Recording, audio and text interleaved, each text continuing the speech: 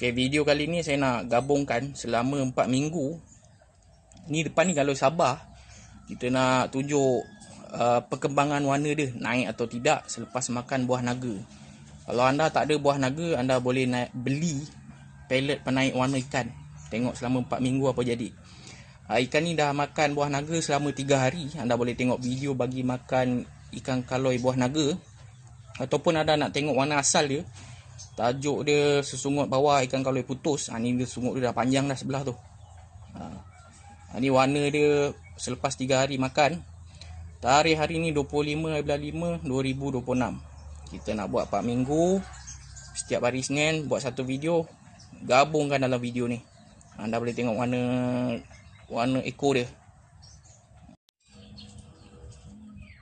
Hari ni hari Senin 1 hari bulan 6 2026.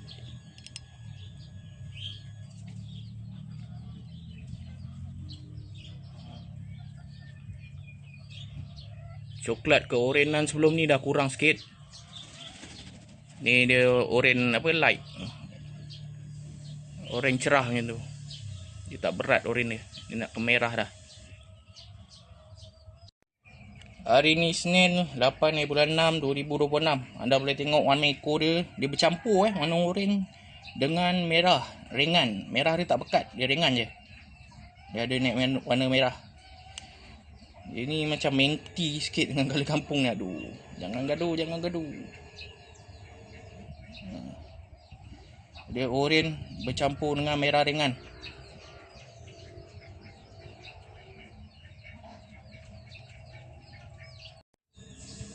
Ni video yang terakhir lah. Hari ni 15 bulan 6 2026. Ni ikan dia.